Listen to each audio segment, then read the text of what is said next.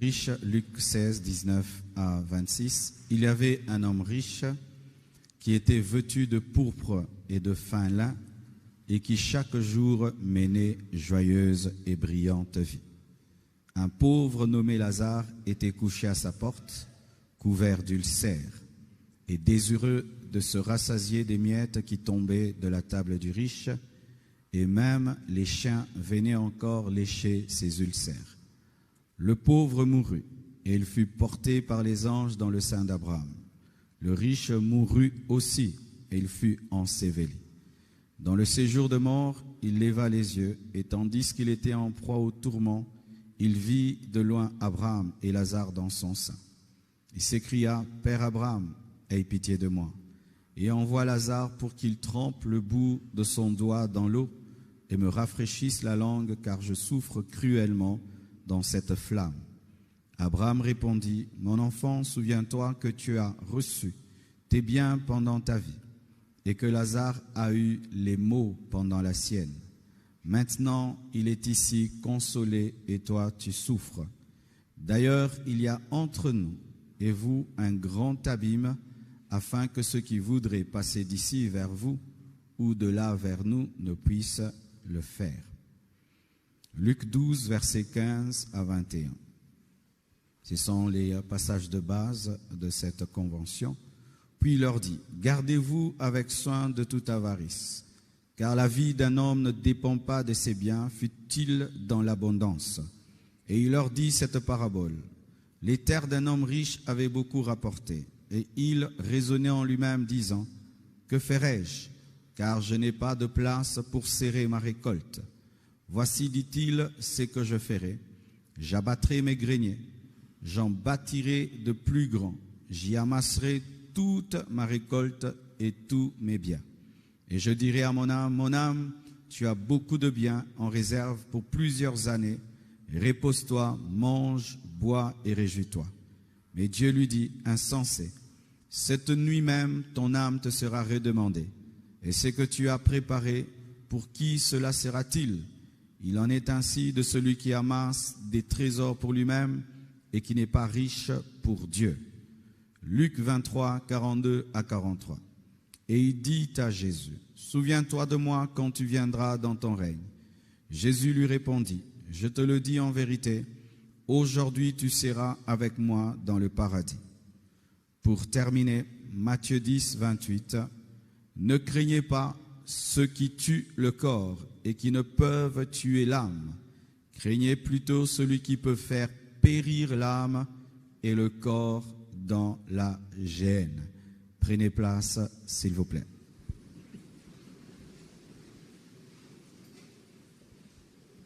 Le ciel et l'enfer existent, une affirmation. Et nous allons affirmer cela pendant ces 30 jours pour sauver les âmes perdues et pour encourager ceux qui sont déjà sauvés à persévérer jusqu'au bout. Par rapport à ce thème, les hommes disent des fausses choses, présentent des faux arguments. Les gens disent que tout se paye ici-bas. Vous avez déjà entendu cela? Tout se paye ici-bas, il n'y a pas de ciel, il n'y a pas d'enfer. C'est faux. Tout ne se paye pas ici-bas. Je connais des personnes qui ont torturé les autres, qui ont fait du mal dans ce monde, mais qui n'ont pas payé cela dans ce monde. Alléluia. Ne les connaissez-vous pas? Des personnes qui ont torturé, détruit. Nous connaissons des dictateurs qui ont fait souffrir des nations et qui sont morts paisiblement dans leur vieillesse et qui n'ont jamais payé ici-bas ce qu'ils ont fait. C'est archi faux. Et il y a des gens qui ont fait du bien dans ce monde et qui n'ont pas récolté ce bien dans ce monde. Tous ces martyrs qui sont morts, qui ont prêché l'évangile, qui ont fait du bien aux autres, qu'on a décapités, ils n'ont pas reçu leur récompense sur cette terre. Affirmer cela, c'est illogique que tout se paye ici-bas. Tout ne se paye pas ici-bas. Certaines personnes qui te font du mal, ne seront pas jugés sur la terre, parce que certains, nous attendons que le malheur atteigne toujours ceux qui font le mal. Frère, il y a des gens qui font le mal ne leur arrivera pas sur la terre, c'est seulement dans l'éternité qu'ils seront jugés. Et il y a des bonnes choses que tu fais sur la terre, dont tu n'auras pas la récompense sur la terre. Parce que c'est aussi une fausse doctrine que de prêcher « Dieu te le rendra, Dieu te le rendra ». Oui, Dieu te le rendra, mais pas toujours sur la terre. Pas toujours sur la terre. Qu'est-ce que Paul a reçu sur la terre? Qu'est-ce que Pierre a reçu sur la terre? Qu'est-ce que Matthieu a reçu sur la terre? Qu'est-ce qu'ils ont reçu sur la terre? Avant sa mort, Paul pouvait écrire une lettre pour un manteau, pour dire qu'il n'en avait pas beaucoup. C'est comme si j'écris à frère Zach, amène-moi ma veste noire. Donc il n'en avait pas beaucoup. Mais cet homme a été puissamment utilisé par Dieu. Il a bougé l'Asie mineure et il a fini en prison et ensuite décapité. Frères et sœurs, pensez que tout ce que tu sèmes sur la terre, tu le récolteras sur la terre, n'est pas un verset biblique. C'est de la logique humaine qui ne se démontre pas toujours. Certaines choses, tu les récolteras, mais d'autres, tu ne les récolteras pas. Mais ce qui est certain, nous récoltons tout dans l'éternité. Tout dans l'éternité, alors tout dans l'éternité. Et on dit encore que le ciel et l'enfer se vivent sur la terre. Que certains sont au ciel et d'autres sont en enfer. Donc lorsque tu passes par des moments de souffrance, c'est ça ton enfer. Lorsque tu vis des moments de bonheur, c'est ça ton ciel et ton paradis. C'est encore une fausse doctrine. Pourquoi? Parce qu'il y a des gens qui vivent dans le péché, qui mènent une très belle vie et une très très bonne vie. Donc nous avons des pécheurs qui sont au ciel et il y a des gens qui craignent Dieu, qui vivent dans la pauvreté, dans la misère. Donc nous avons aussi des gens qui craignent Dieu, qui vivent en enfer. Archi faux. Lorsque tu souffres sur la terre, c'est la souffrance, point barre. Lorsque tu es heureux sur la terre, c'est un bonheur passager terrestre, mais ce n'est pas le ciel et ce n'est pas l'enfer. Sinon, les apôtres ont vécu en enfer et des grands païens ont vécu au ciel. Le ciel et l'enfer ne se vivent pas sur cette terre. Et je précise sur cette terre parce que nous parlerons de la nouvelle terre, de la nouvelle Jérusalem céleste. Nous parlerons des nouveaux cieux et de la nouvelle terre. Mais sur cette terre-ci, personne ne vit le ciel et personne ne vit l'enfer. D'autres disent que Dieu est tellement bon pour envoyer sa créature en enfer. Si vous avez bien lu les passages que j'ai donnés, c'est ce qui explique ce que je dis, que Dieu est tellement bon qu'il ne peut envoyer sa créature en enfer. Bien-aimé, si tu représentes Dieu au-delà de ce que Dieu présente de lui-même, tu es dans une fausse doctrine. J'entends des gens qui pensent connaître Dieu plus que lui-même. Mais Dieu, lorsqu'il se révèle à nous, lui-même dit, ne craignez pas celui qui détruit le corps, mais craignez celui qui peut envoyer l'âme en enfer. Et c'est qui? C'est lui-même. Il se présente lui-même comme étant celui qui peut envoyer l'âme en enfer. Maintenant, toi, tu viens, tu dis que non, Dieu est tellement bon qu'il ne peut pas envoyer l'homme en enfer. Tu as ta Bible, tu as tes versets bibliques. Dieu est bon, mais le Dieu bon dit qu'il peut envoyer les hommes en enfer. Et il n'y a pas quelqu'un dans la Bible qui a parlé de l'enfer plus que Jésus. Jésus a parlé de l'enfer plus que tout le monde. Lui qui est l'amour de Dieu manifesté. Il parlait gêne, gêne, gêne, gêne. Jésus dit même qu'on peut être jeté en enfer, qu'on peut être jeté en enfer pour une insulte. Mes frères et sœurs, lorsque ta doctrine sur la nature de Dieu est fausse, fais très attention, tu seras surpris au dernier jour lorsque face à toi, tu n'auras pas que le Dieu bon, mais tu auras aussi le Dieu saint, le Dieu juste, le Dieu juste. D'autres disent que la vie après la mort n'existe pas, que nous sommes comme des plantes, nous sommes comme des animaux qui disparaissons après notre mort. Certes, les plantes disparaissent, les animaux disparaissent. Les animaux disparaissent parce ils ont seulement une âme, ils n'ont pas d'esprit. C'est l'esprit combiné à l'âme qui permet d'être éternel. Mais les animaux n'ont que l'âme, mais n'ont pas d'esprit. Mais l'homme, lui, a l'esprit. Lorsque Dieu a soufflé dans l'homme, il lui a donné cette nature divine, éternelle, faisant que même si l'homme meurt, l'homme ne peut mourir à cause du souffle que Dieu lui a communiqué.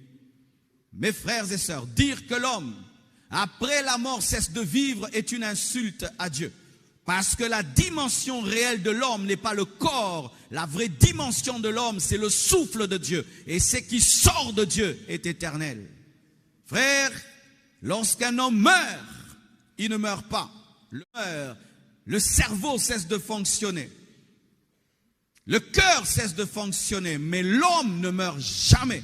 C'est pourquoi lorsqu'on parle de Lazare et du riche, on présente ces deux personnes mortes, mais en train de parler. On nous présente l'homme riche en train de parler. On nous présente Lazare vivant, de sorte que l'homme riche pouvait le reconnaître. On présente Abraham qui est vivant dans la mort.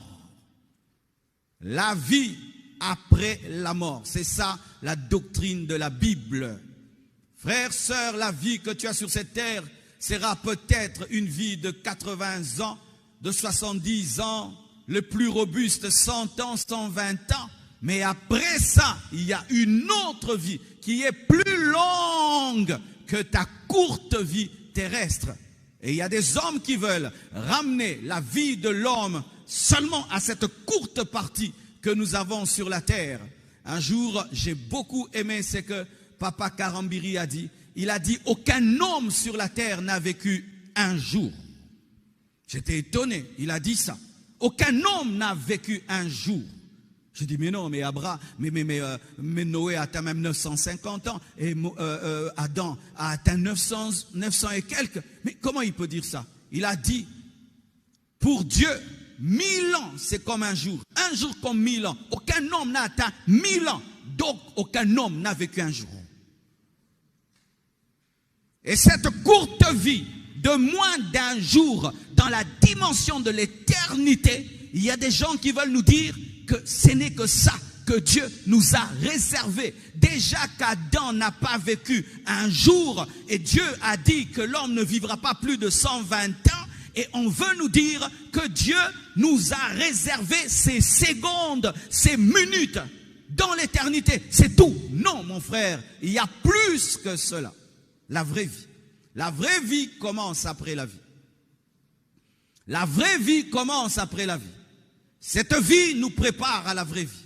Cette vie, c'est comme à l'université, c'est la préparatoire de la vraie vie. C'est la maternelle de la vraie vie. La vraie vie. L'homme continue à vivre après la mort. Après la vie, certains disent il y a la réincarnation. C'est archi faux. La Bible dit car il est réservé à l'homme de mourir une seule fois, après quoi vient le jugement. Il présente Jean-Baptiste comme étant la réincarnation d'Élie. Bien-aimés frères et sœurs, la Bible n'enseigne pas la doctrine de la réincarnation. Tu n'as qu'une seule vie. Tu n'as que cette vie. À part cette vie, tu n'auras pas une autre vie. Tu ne reviendras pas 2 fois sur la terre, ni 3 fois sur la terre. C'est ta seule venue sur la terre. Alléluia. Et si pendant cette vie, tu ne donnes pas ta vie à Jésus-Christ, si pendant cette vie, tu ne te consacres pas à Jésus-Christ, tes carottes sont totalement cuites, tu ne reviendras pas pour croire à nouveau. C'est pourquoi prenez soin de cette seule vie terrestre que vous avez. Prenez soin de cette seule vie terrestre que vous avez. Vous n'en aurez pas 2, vous n'en aurez pas trois. Dieu ne te donne pas une vie au brouillon que tu vas bien arranger après. C'est archi faux. Tu as une seule vie, car il n'y a qu'une seule croix. Si l'homme avait plusieurs vies, il y aurait 3 croix, 5 croix. Mais Christ est mort une seule fois parce que tu vis une seule fois. Alléluia. Une seule fois. Une seule fois. Et même ceux qui disent que Jean-Baptiste est la réincarnation d'Élie, Élie n'est jamais mort. Alléluia. Frères et sœurs, certains disent encore que le message de l'enfer est une création des prédicateurs pour effrayer leur auditoire. J'aurais bien aimé que ce soit vraiment mon invention. S'il y a quelque chose que je n'aime pas dans la Bible, c'est l'enfer. Si vraiment Dieu, lorsqu'il écrivait la Bible, il me disait, Marcelo, donne ton avis, je dirais, Dieu, enlève l'enfer. Mais ce n'est pas moi. C'est la parole de Dieu. Jésus a parlé de l'enfer. Les apôtres ont parlé du jugement éternel. Jean dans Apocalypse parle de l'enfer et de l'enfer et de l'enfer. Le dernier livre de la Bible parle de l'enfer et de l'enfer. Ce n'est pas une invention, c'est une réalité. Alors que je vous parle, l'enfer existe déjà. L'enfer est une prison déjà ouverte et qui attend les prisonniers. Le diable n'est pas en enfer, aucun démon n'est en enfer, aucun homme pour l'instant n'est en enfer, mais c'est une prison qui est déjà là, construite, et qui attend ceux qui refuseront de croire en Jésus-Christ et ceux qui suivront le diable. L'enfer existe. Certains disent encore que tout le monde ira au ciel. Cela se manifeste souvent dans les deuils. Dans chaque deuil, tous les morts sont sauvés. Oh, Dieu reçoit son âme. Oh, Dieu reçoit son âme. Et lorsqu'on donne des témoignages, tous les morts sont bons. Il était gentil, il était bon. Même le voyou, la prostituée, l'homme le plus bizarre de la terre, tout d'un coup, il est sanctifié. Et lorsqu'on fait des gerbes, que ton âme repose en paix, que ton âme repose en paix, bien-aimé, Dieu ne reçoit pas tous les morts. Alléluia. Dieu ne reçoit pas tous les morts. Nous sommes tous des créatures de Dieu, mais nous ne sommes pas tous des enfants de Dieu. Car il est écrit à ceux qui l'ont reçu, il a donné le pouvoir de devenir. Et quand on dit devenir, ça veut dire qu'on n'était pas. Alléluia. Ce n'est pas parce que nous sommes nés créatures de Dieu que nous sommes nés enfants de Dieu. Nous devenons enfants de Dieu par la foi au Fils de Dieu. Et il y a des créatures qui ne sont jamais devenues enfants de Dieu. Et ces créatures ne seront pas sauvées. Pour être sauvé, tu dois croire au Fils de Dieu. Nous sommes sauvés par Jésus, pas par la naissance. La naissance ne sauve pas. C'est la nouvelle naissance qui sauve. Et la nouvelle naissance, c'est naître de la parole et de l'esprit par la foi en Jésus-Christ. Alléluia. Ce n'est pas tout le monde qui est allé au ciel. Ce ne sont pas tous les membres de ta famille qui sont allés au ciel. Même si vous avez mis une croix sur la tombe, la croix sur la tombe n'amène pas au ciel. C'est la croix dans la vie qui amène au ciel. Des gens qui ont vécu en inimitié de la croix. Lorsqu'ils meurent, on met une croix sur leur tombe. Qui ont même contredit la Bible, contredit la croix, combattu Jésus. Mais quand ils meurent, on met une croix et on dit que ton âme repose en paix. Mais il n'a pas vécu en paix avec Dieu. Comment son âme peut reposer en paix? Frères et sœurs, et on nous dit encore que l'enfer sera plus agréable que le ciel. Un jour même, quelqu'un a dit qu'il aimerait aller en enfer parce que là-bas, vraiment, il y aura la jouissance. Frère, c'est bien d'être blagueur, mais des fois, il faut arrêter de blaguer. Les blagues doivent avoir des limites, frère. Nulle part dans la parole de Dieu, on nous montre la paix en enfer. La Bible nous dit que ce sera un étang de feu et de soufre, et les hommes grinceront les dents. Les hommes auront soif, désireront une goutte d'eau comme on désire 5 litres d'eau. La solitude, pour ceux qui pensent qu'on vivra ensemble en enfer, on ne va pas en groupe en enfer. Tu peux pécher en groupe, mais en enfer, chacun est seul face à son éternité. La solitude, les ténèbres, parce qu'on dit les ténèbres du dehors, il n'y a aucune lumière en enfer. Donc, les gens sont dans la solitude, dans les ténèbres, dans le feu, dans la souffrance, dans les regrets, dans l'amplification d'une conscience culpabilisée. Et on dit que là-bas, il y a la joie. Quelle joie! Il n'y a aucune joie, aucun repos. Et le feu de l'enfer, ce n'est pas un feu de 2 jours, c'est pour l'éternité. Et il y a des gens qui osent blaguer avec ça. Ils sont sérieux quand il s'agit des études. Ils sont sérieux quand il faut prendre un avion. Ils sont sérieux quand il faut travailler. Ils sont sérieux quand il faut faire des affaires. Mais quand il s'agit de leur éternité, ils amènent des blagues. Là-bas, nous aurons Michael Jackson, Elvis Presley. Il y a des choses qui doivent pousser à méditer.